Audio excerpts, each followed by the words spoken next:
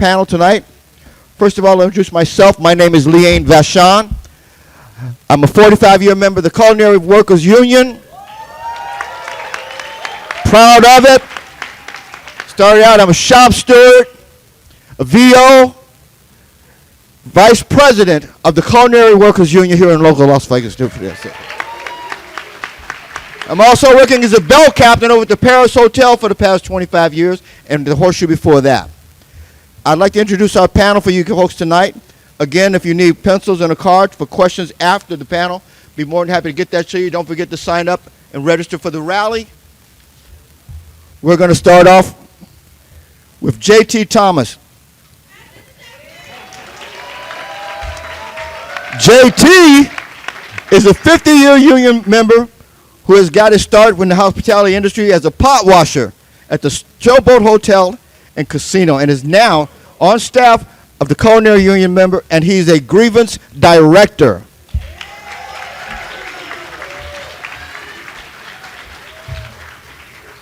Linda Hunt, a 46-year Culinary Union member and a shop steward, a food server at the El Cortez, who moved from Mississippi with her family in 1961, looking for a better life. She's also an assemblyman member.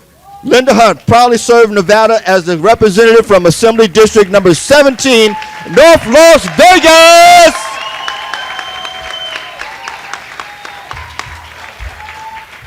We also have my friend and yours, Ron Gladstone. Ron is a kitchen worker, a longtime shop steward at the D Casino who participated in 6 months of work and walk picketing at the Fitzgerald when he was fighting for a strong union contract.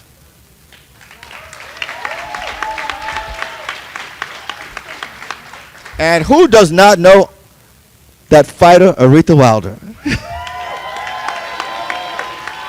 A third generation in Nevada who is a cocktail server and shop steward at the Flamingo. As a single mother who is the granddaughter of a guest room attendant and daughter of a cook, she is an advocate for housing, justice, workers' rights, and neighborhood stability.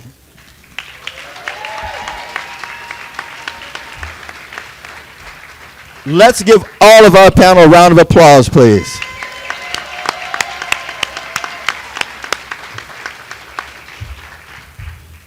We are going to start with our first question for the panel. And remember, please, get a card, get a pencil, write questions. If you have questions at the end of the panel, be more than happy to answer them for you.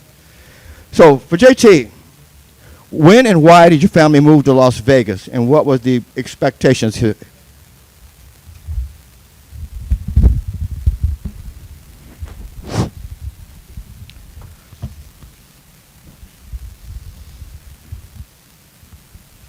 My mother moved here looking for a better opportunity. We came from Tallulah, Louisiana. And, all right, Tallulahans. And she moved here in 1957. She had her little kids in tow. She came here and got a job at the Stardust Hotel as a maid. A little after, at that time we couldn't buy a home. We were living in mobile homes. She bought a mobile home for us, and shortly after, my father, he joined us. And they came here looking for a better way of life. Linda, how about you? Same question. Well, my family, we all migrated here in 1961, and from what my parents told us, it was for a better life, and they wanted us to not be around all of the racism, the hanging, and everything. They didn't want us to grow up in that mentality, so they brought us here for a better life, and it has been.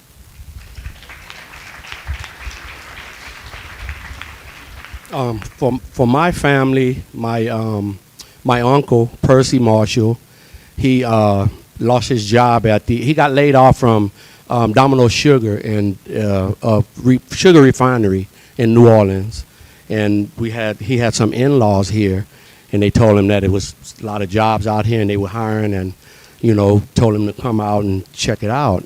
That was around 59, 60. So he decided to come out and make the move. And about 1961, he started working at the Dunes Hotel. And later, he ended up bringing his family here to join him. Once he got established and got a place to stay and all that with him, he moved to Henderson, Carver Park area. Although it was in Henderson, it wasn't on the West Las Vegas. It was still segregated, but it was in the Henderson area. So that's where he moved his family and brought his family out here. Ron, before you pass that on to Aretha, my question for you is, when you said he had heard that there were jobs in Las Vegas, what were the jobs and where were those jobs that he was looking for when he came here? Well, they were hotel jobs. He said that the hotels were hiring and they were good jobs, and they were paying decent wages compared to what was back home. But after my uncle came here, he said it was a struggle then as well. So our union hasn't always been peachy keen. So, but did he come here and join the union to get a job here from the culinary?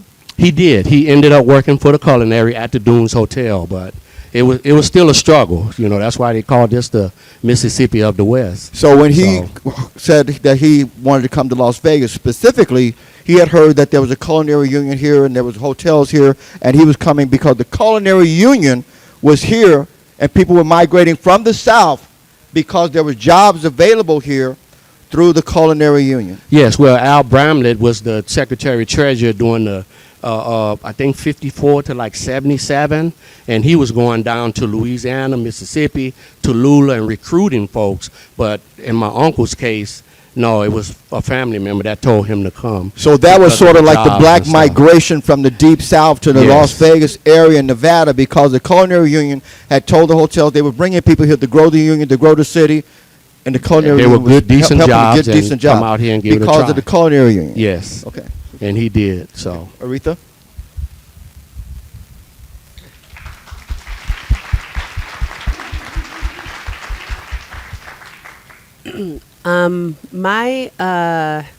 My great grandparents and their family and their siblings migrated here from Mississippi and Louisiana. They came here in the early 1930s, and so when they first came here, my great-grandfather, he worked on in the railroads. My great-grandmother didn't work.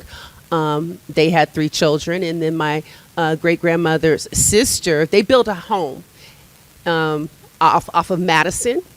It used to be Highland, and then there was Madison on the west side. They built a home, and then right next door, my great-grandmother's sister, she had, I think, 14 children. They built a home next door. So that first layer of culinary jobs came from my grandparents. My grandmother, she got a job in the culinary. Her brother, my Uncle Hosey, my Uncle Rabbit, he was a bell captain at Caesar's Palace for many, many years. And my mother's family migrated from Texas. My mother was born in Elko, Nevada. But it's that second generation of people that were culinary workers, and they came here for a better way of life as well. Okay. But those were the jobs that were available to them because they were black and they were born here in Las Vegas. So culinary jobs, all of them got culinary jobs. Thank you for sharing that. If we could take a... I would really like for all of us to take a quick look at what this sign says right here. Culinary Workers Union Local 226, but it's what's under it that really we should frame on. We've been come a long way here. Fighting for working families since 1935. 1935. knowing that the Culinary Union had the same struggles that black migration workers had, we weren't always perfect back then. We were trying to struggle. We were getting along. We were trying to get things done. It took a long time to get that stuff done. Going back, what did your parents or grandparents talk about what it was like for them in the migration that they came up in? What was it like in Las Vegas for them? In either one of you. Well, my uncle always spoke about the difference from back home to here as far as the jobs and the pay is concerned, but he would always say that it was no difference from New Orleans, the way they were treated with the cops and all the discrimination and all that. He said it was the same out here. And, you know, the stories he told me is like, this was just like down south. You know, he was treated the same like they would treat folks back home. And it's a shame that they had to go through that, but he came here and he made a life for himself. And then later on, he would always try to encourage my... Take your time, Ron. Take your time, Ron.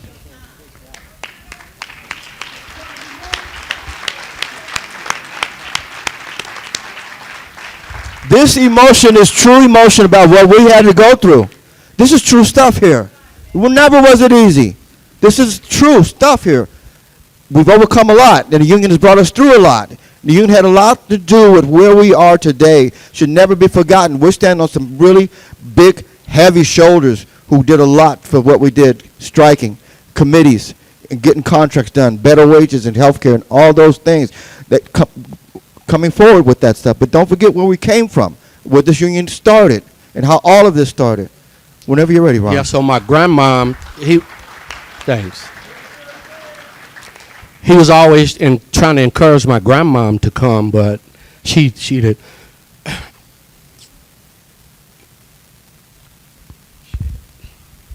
Okay, let's do this. No, 1 second. Let me finish. She didn't make the move. I'm gonna let you take your time. I'm ready. I'm ready. Take your time. She didn't make that move, but my mother was the only child, so my mom. It's okay, Ron. She didn't want to separate, but she did. She made the move, and it was the best thing ever happened to her. You know, watching my grandma work herself to the bone back home with $1.50, $1.60 an hour, and then she came here, and it was a big difference. It was like night and day, just seeing her on break in the EDR, you know, having. I used to go up to the hotel. I was a bad kid, man. I was getting in trouble. So my uncle, it was like 10 of family members at the Dunes, and my uncle had a little pool. So during school hours, he would say, bring him up here, and I would be at the hotel with them all day. But just seeing my grandmom and the happiness on her face and the joy of sitting down, taking a break, and eating, man, that was something else to see, because back home, my grandma was working herself to the bone. And I'm glad she finally made the move and came, so. We're all glad for that, Ron. Well, we're all happy for that. It's what unions can do for you. They can change people's lives.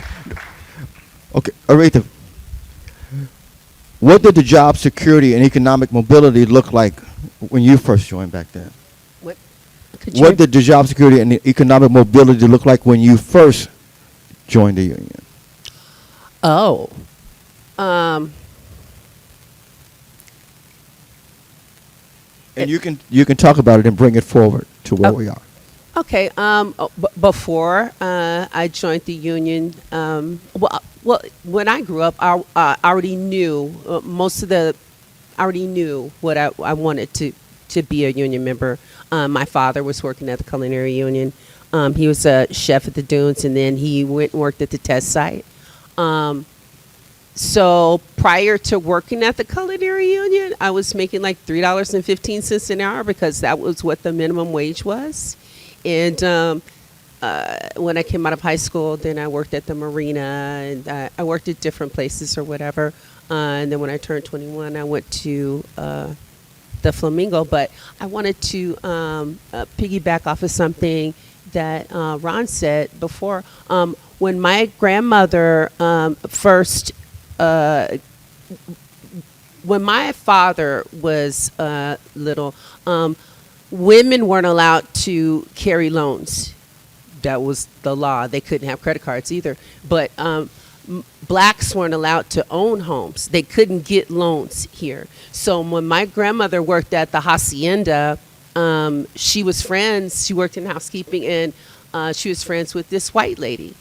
And the white lady got the loan from my grandmother so that she could build her house, and so that she could purchase a house. And my grandmother paid her back every month. And I remember my father telling me that story, and my grandma was so thankful, because if it wasn't for that, there was no way she could be a homeowner if it wasn't for the kindness of her friend that was white, because you couldn't do it.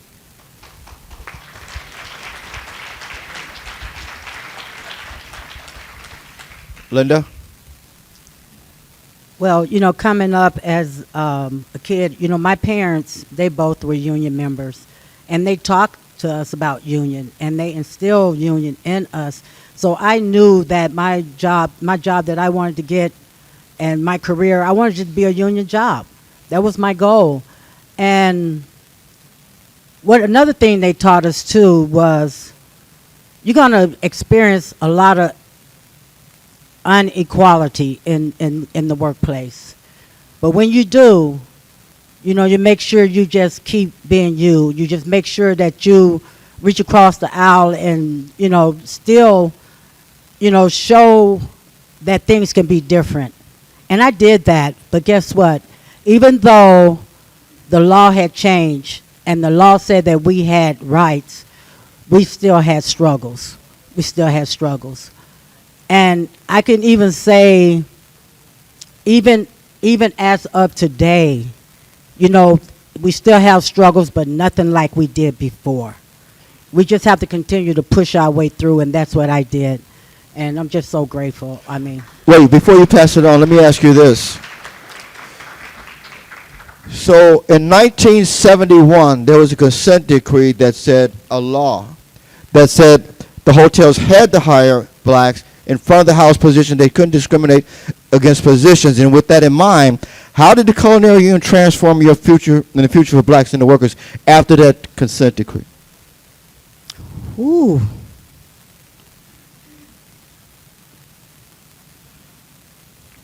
That decree came before I got my first union job. And I was proud because I was a bus person. I was able to work in the front of the house.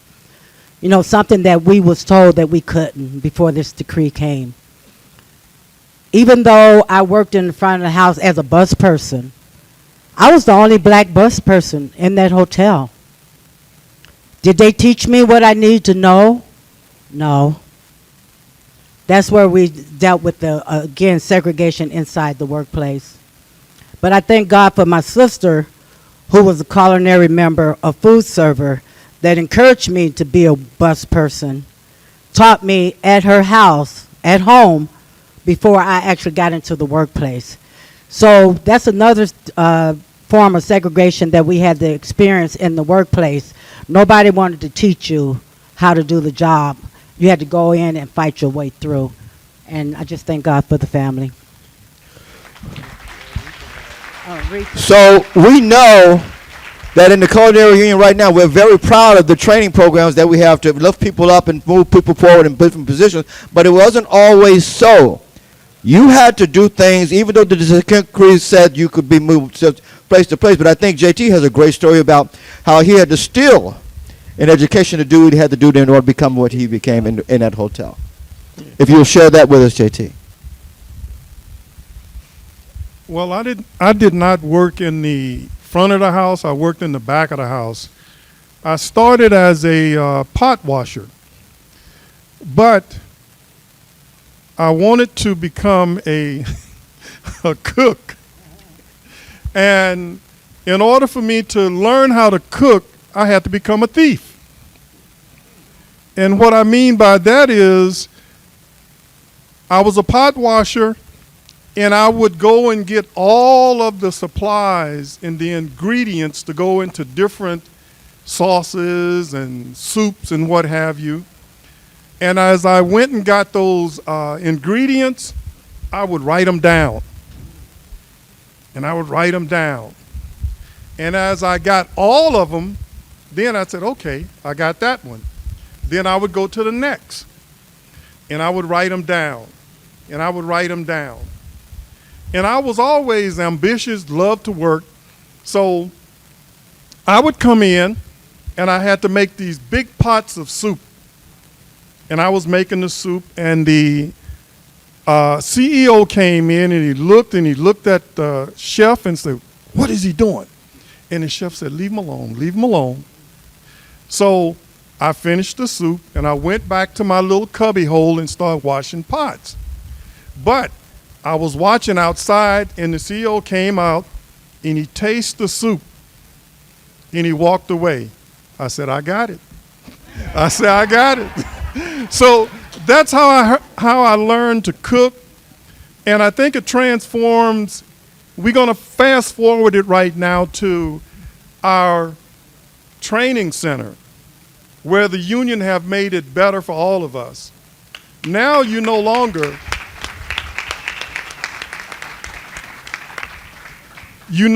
have to steal or become a thief like I was. You can go there and they'll teach you how to cook. Great story, huh? Our training academy, this is what some of the, back then you had to learn, you were set up for failure, even though they put you in positions. The union changed all that. You'd be set up for failure, putting you in position, now training you on how to do those positions. Aretha, what were some of the challenges of segregation of workers that you experienced when you were working? Well, I got my job because there was discrimination. My mom, I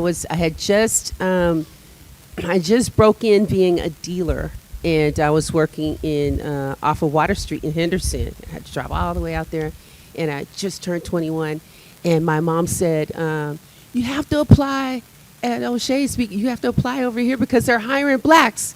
It's only blacks. They hadn't hired blacks for the front of the house in approximately a decade at where I worked at. And so what happened is there was some type of lawsuit or whatever. And so what they did was they transferred any black person from the back of the house who wanted to work in the front of the house, as far as in the restaurants, at cocktails, dealing or whatever. And they sent a bunch of GRAs and porters to dealing school. And they taught them how to deal. They didn't teach them all the games. They only taught them how to break in. But so they really couldn't excel that much until they learned it on their own. But yeah, and that was in 1992. So they were still having these discriminatory practices all the way in 1992.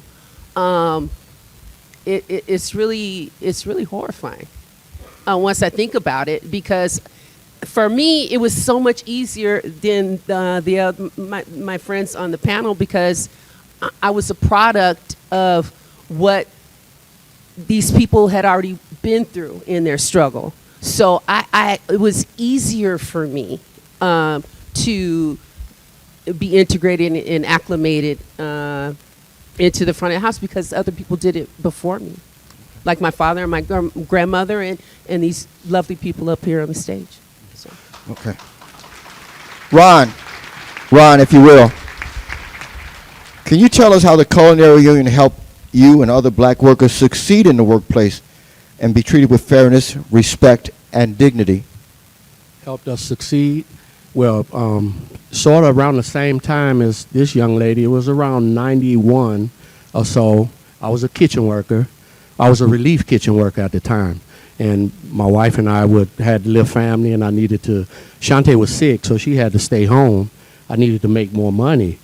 And this chef, white guy, hiring all his friends and cousins and brothers, and no black folks. And I'm like, golly, I want to move up too. So security started following us everywhere, right? And I'm like, why are they following us for almost a year? Somebody was stealing lobster. and the graveyard crew was all black. It was us on graveyard they were following. Turns out it was one of the engineers, white guy, that was stealing his lobsters. So anyway, the organizer at the time was Kim Norman, and I told Kim about it, and I was gonna, fight him on it because I wanted to better myself. Another brother, he wanted to cook. I wanted to cook as well, but they had a kitchen steward's position open. Sexual harassment and discrimination language in our contract. Our union in those days too had its struggles also. When the union was first formed and it was run by some folks, and we all know that we struggled back then also to move our union forward in some aspects. We weren't always pretty back then, but we were determined to make this place a better union for workers and everybody. And certain workers and leaders came forward and made this place what it is today. And they worked hard and long and spent time away from their families, traveling for months and years on end to make this a really, really great union that it is today. And I know that he does not want me to say this, but I'm going to say it anyway. A round of applause for one of the key and dear to my heart for this union, D. Taylor.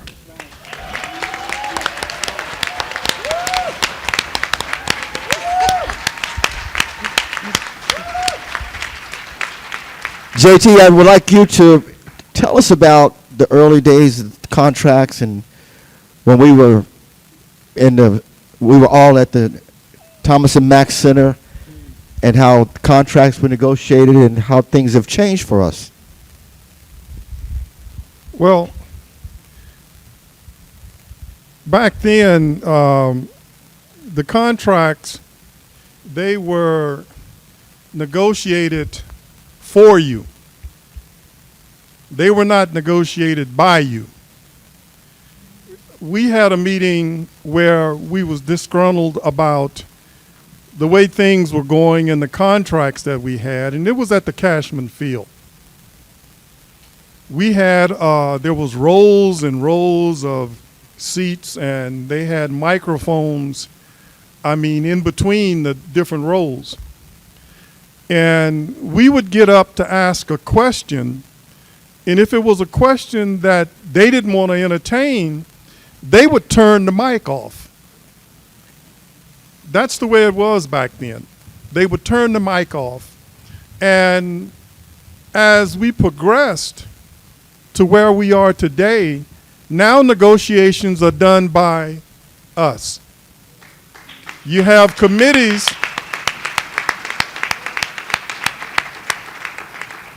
You have committees that sit in on all negotiations.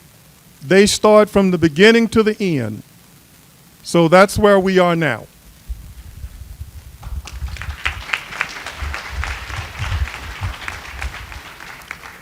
Aretha, can you talk about the West Side and how the West Side was kind of blocked in by Bonanza back then? Any one of you can take this question. I wasn't born. My father and my mother lived on the West Side during that time, and they told me about it. But Well, Me as well. I was born 65. You mean like what? Move it down to let's go to the older folks then. Let me put my what you call it? Go back. oh, so bring it back to the Bring it back to the real folks who lived it. Oh. No, when I was coming up, if you guys know Bonanza and the railroad track, we could not, on the other side of Bonanza, it's called the West Side. That's where that's where all blacks live mostly, okay? And we could not go on the other side of Bonanza unless we were going to work. You go to work and you came back over on the other side of Bonanza. We was just blocked off. We couldn't do it.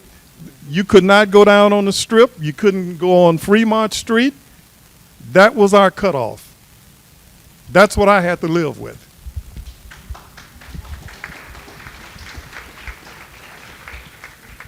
JT told it all. I experienced the same thing. We couldn't even go down to North Las Vegas. We couldn't even go downtown. We had our own little community, and at that time, you really didn't think much about it, and you didn't think like it was a bad thing, because in actuality, we was very close knit community, and we was very happy, but the reality of it all, we was segregated. What were some of the challenges that you faced in housing, and how did the Culinary Union help support black workers in establishing roots in Las Vegas? Can you repeat that? How was the challenges in housing in Las Vegas at that time? Was there like redlining? Was there places that blacks couldn't even buy, even though they could afford it? Well, I owned homes on the west side, and like Linda said, there's things that you don't look at until you run into it.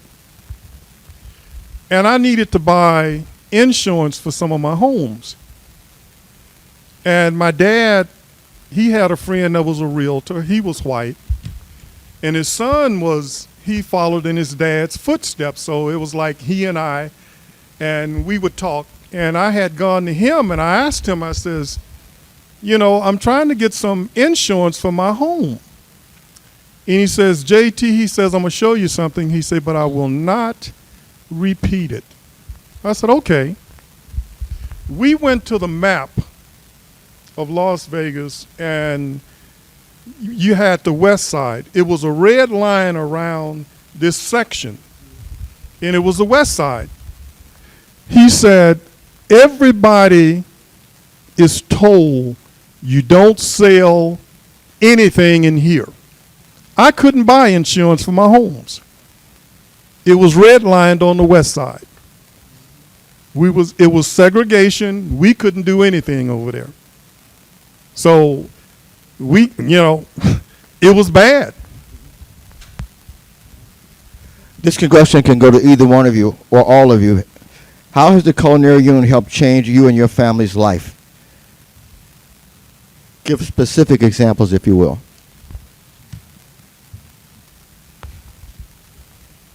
Me, myself, working a culinary job, it allowed me to go to work, take care of my family. I have a family of 6. And through culinary, the insurance and the hours that I've worked, it's made it much easier for my family, a peace of mind, and for me to enjoy my family. I don't have to work as hard anymore. But before I did have to work hard. But it helped me a lot. It has, I think, put my family in a better place.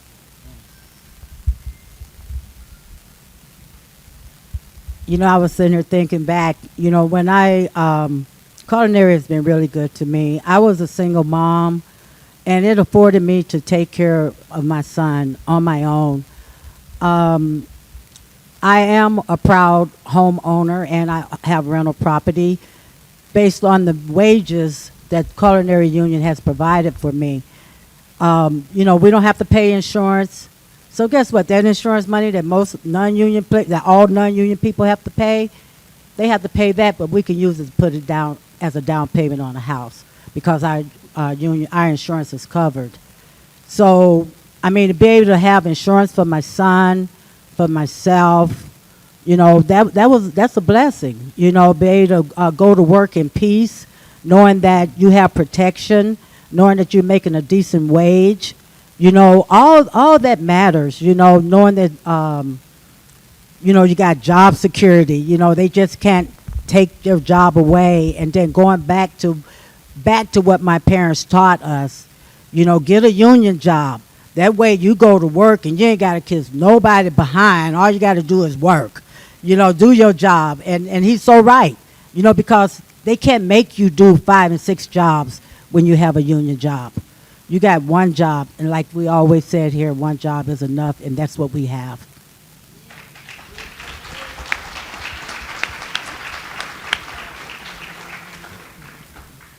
Same question.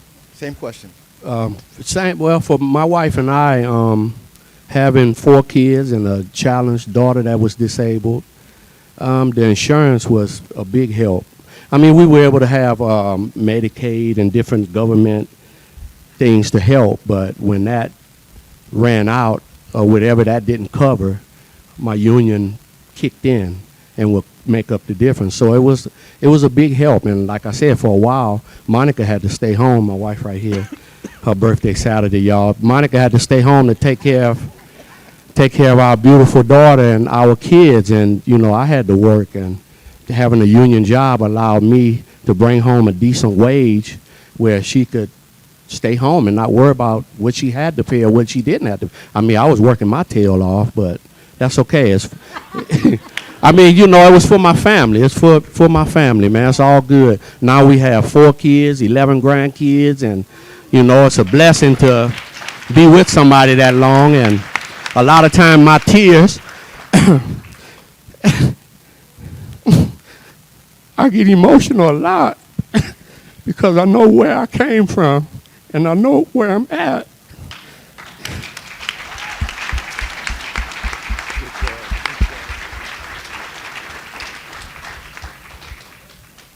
I'm thankful. I was just talking to my brother the other day, and he mentioned to me, he has a lot of health issues. He mentioned to me that his insurance is $500 a month. $500 a month. I'm really grateful for my health insurance and what I'm really grateful for is before I became a shop steward, I was a follower. I was so meek. It got me in trouble when I was younger. I just ran with other people. I was a follower. And this union has taught me to be a warrior, a beast. I'm fearless. I'm not afraid of the bosses. I have no problem telling them what to do. Just the other day, I'm like, the boss is saying, well, I think it's this, and I may have done it wrong. I said, it's okay, sir. I'm here to help you out. I know you're new, and we're here to help train you, and I'm here for any advice you might need. The biggest thing that this union has done for me it's made me a better person, a better mother, a better sister, a better daughter, and I'll forever be grateful.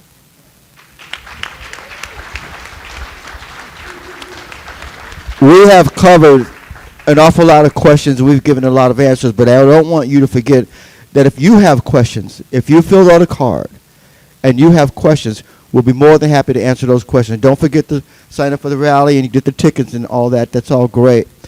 But if you have questions, just hold it up and we'll collect that and we'll answer all the questions that you guys might have, okay? One thing I want to say is that I love this union.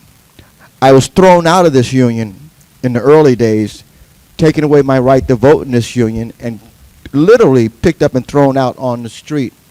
But I fought back along with a lot of other people, and we've come a long way. And with the help of some great leaders, this has become the most respected, powerful, because of all of you. Union, and I travel all around the country with Unite Here, who's the parent. I've just got back from Alaska. I have been everywhere representing this union. And this is one of the most respected unions in the entire country because of the leadership that we have. Never forget, one job should be enough. And because of the Culinary Union in Nevada especially, we're going to make sure that that rings true every damn contract that comes up. Thank you for being here. And if you have questions, we'll take those now.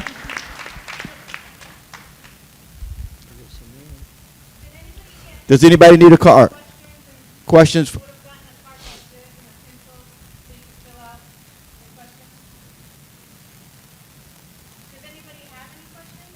Does anybody have any questions? Let's get that man over there. No, no. Get that guy a mic.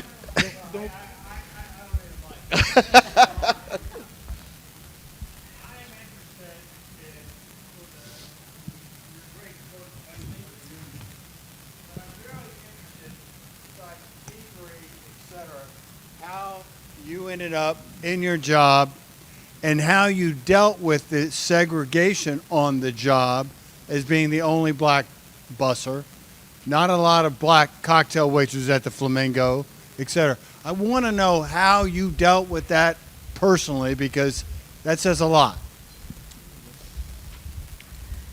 Thank you for the question, Dee. You know, as the only black busser, I was segregated against. You know, I would go to lunch, whites over on their table, the few blacks that was there, they was on their table. I would walk, I would say hi because that's what my parents taught us. And I would get that dry hi. Or sometimes not even that. You know, I would ask a question about my job. You know, am I doing this right? What should I do? Nobody wanted to answer my question for me. Was it hard? Yeah, it was disappointing, but I didn't realize the depth of it until as I got older. You know, I used to talk to my family about it, but my dad always was one of those persons like, you just keep pushing forward. And I'm like Miss Aretha. You know, I thank God for this union. Because, you know, when they see me coming, it's like, oh, here she come. You know, because it's like, you know, right is right. You know, and from what I've been through and where I want to go, I choose not to let nobody continue to hold me back. You know, and that's what segregation did. You know, even though, like I say, even though the law passed, we still had to fight. Still to this day have to fight. You know, it's not easy on all days, but it's a far better cry than what it was.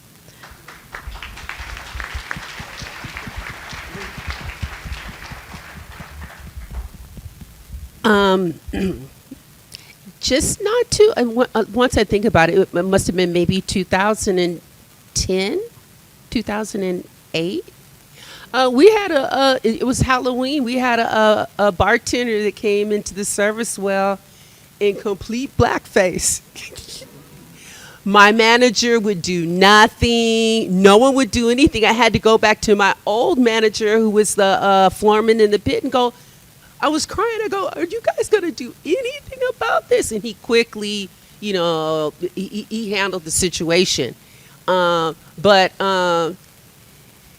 unfortunately, it's a consistent thing. The discrimination in the workplace, it's been even a more horrible thing because of the person that is in the White House.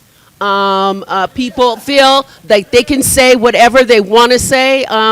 It's really, it's disheartening. But at least now, before I became a shop steward, they would say things to me in my face that I accepted because I didn't want to be rude, or I didn't know exactly how to handle it. I didn't want them to think that I'm so sensitive in all of this. But I tell you what, those same people, I'm sure they say those same things now. I hear they do, but they won't say it to me. They respect me enough to not say it in my face, and that's all I can ask for. But yeah, it's still happening. They just won't say it to me because I command respect.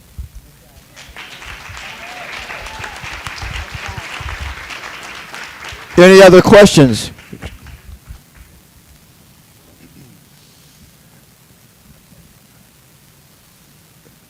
I'm a firm believer that history has a way of repeating itself. Yes. Through the racism, through prejudices, clashes between the races. How did, in your time of when each and every one of you are employed, how did, or what was it that defines your character, and What is character? Character is the sum total distinguishing qualities of a person, place, trait, or thing. In other words, what we do. What was it that defined your character to say enough was enough and stand up on business?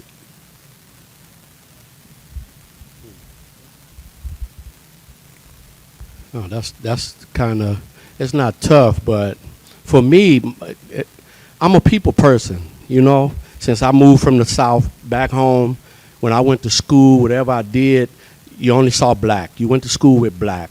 I moved out here, and when I go on break and when I'm at work, when I mingle and what I do in life, I do it with everybody. My family is like the United Nations, huh, babe? Everybody is. The thing is in order for us to fix racism, man, look, I'm going to give everybody in here a test. When y'all go to work tomorrow, right? When y'all go on y'all break and go on y'all EDR, look at the groups. I guarantee you're going to see a bunch of blacks over there, whites over there, Spanish over there. Not me. When I go on break, I talk and I mingle with everybody, even if they can't speak my language. Hey, ¿cómo está? How are you? Muy bien. I try, Gloria, where's she at? I try to mingle and talk and communicate with everyone. That's the only way we're going to break it. That's the only way. We got to change our mindset. If we don't do that, racism is not going to never go away. We got to change ourselves first.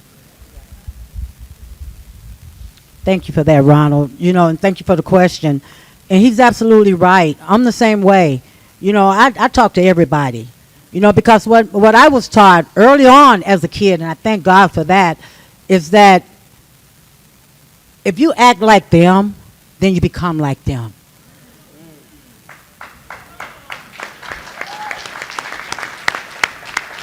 So the only way you can break that vicious cycle is not be like them.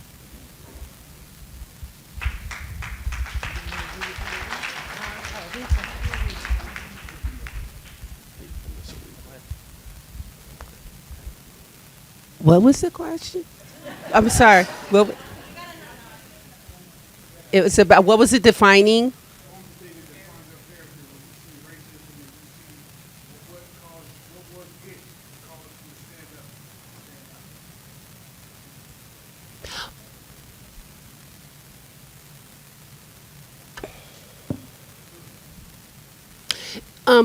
When I was 27, I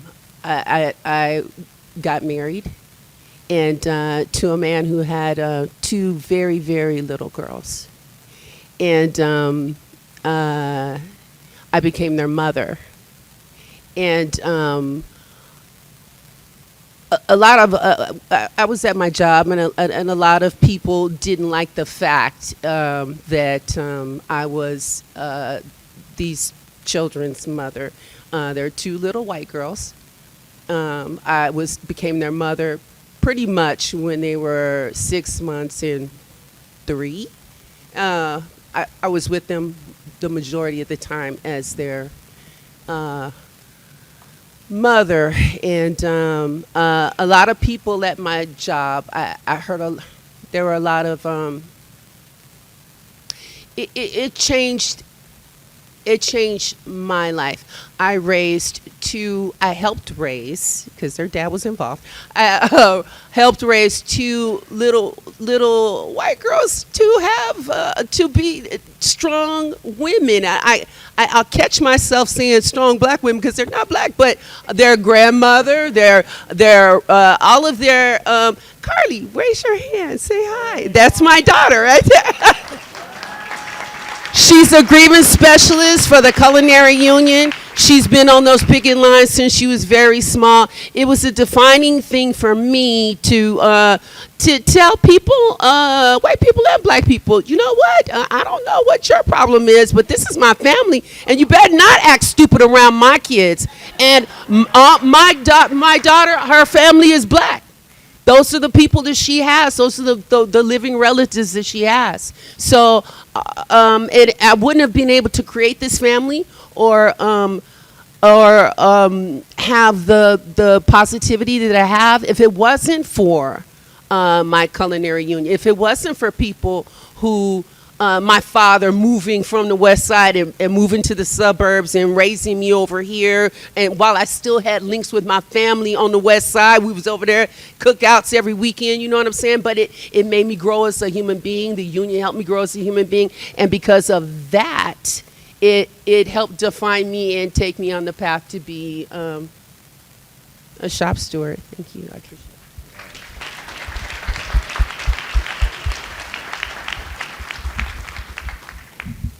Good evening, you guys.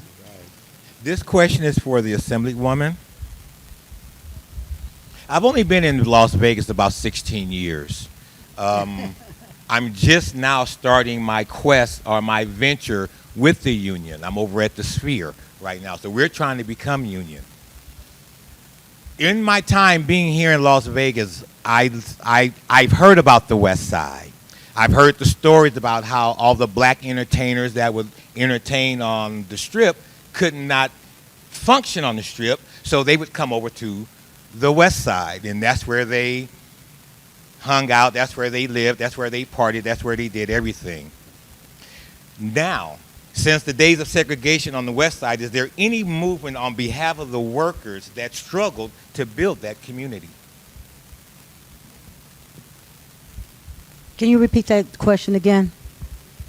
Since the days of segregation on the West Side, is there any movement on the behalf of the workers, well, Culinary, the union, to help rebuild that community? Because that community was the community that struggled to build Las Vegas. What, I hope this answers your question. Thank you for that question, though.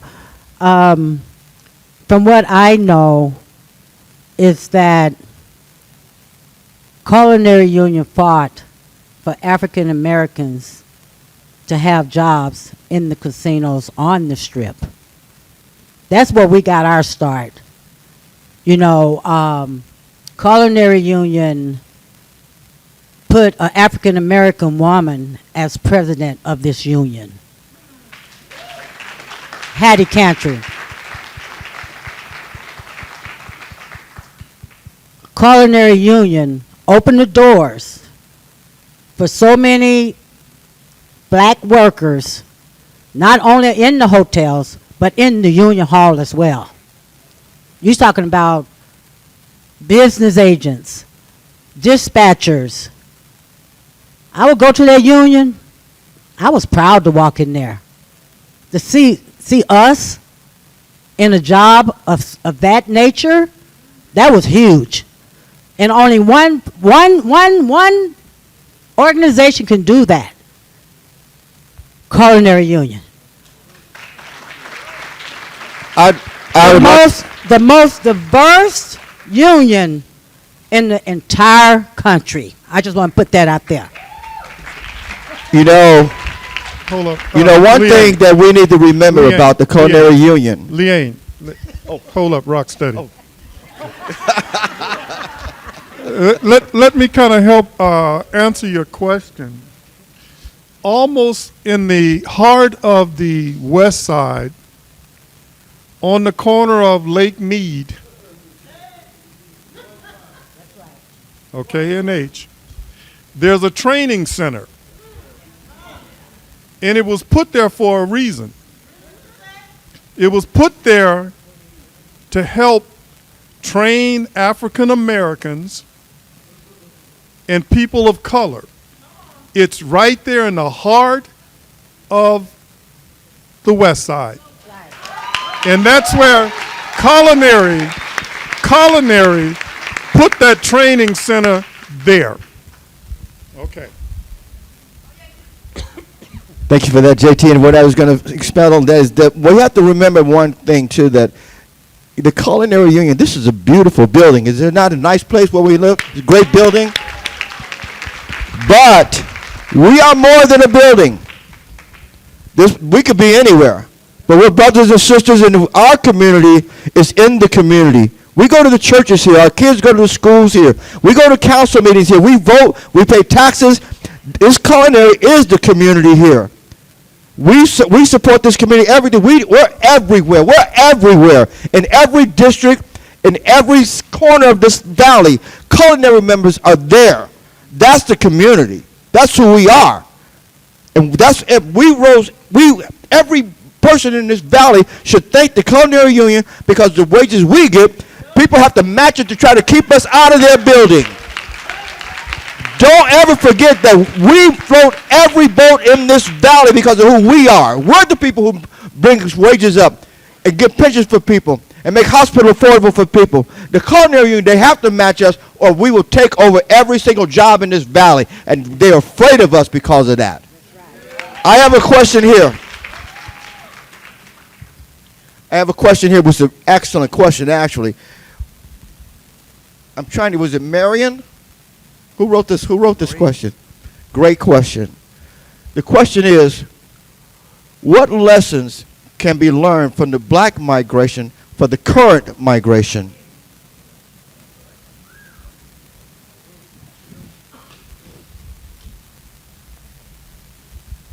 What lessons can be learned? You have to keep pushing. You have to keep seeking. You have to keep knocking on doors. You can't rest.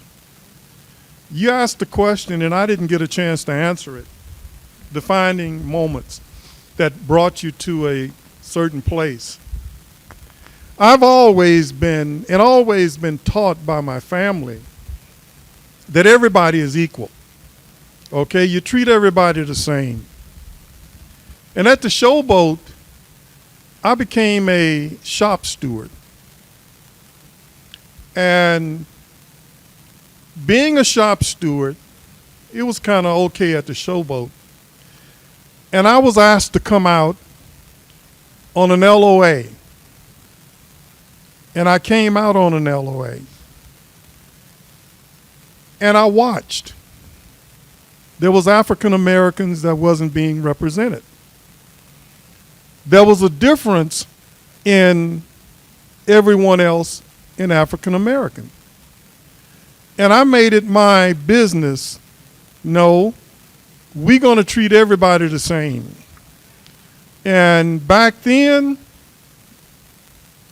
we found someone to speak Spanish if we didn't know how. We spoke to each and everybody in the place. And that was my defining moment. Everybody had to learn to be the same. Everyone had to learn and be treated the same.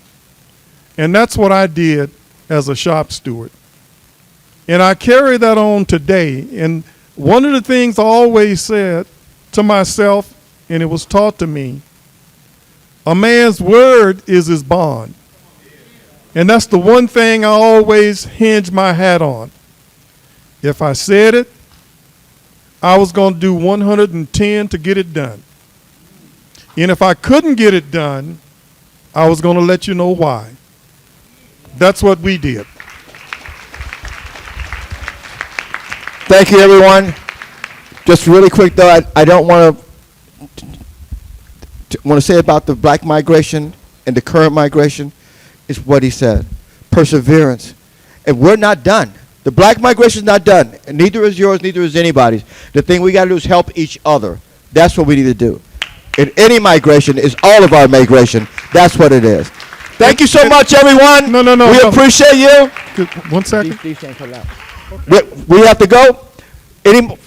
Don't forget to sign up over here. Make sure you've done all of that. And we appreciate you being here tonight. Thank you so very much.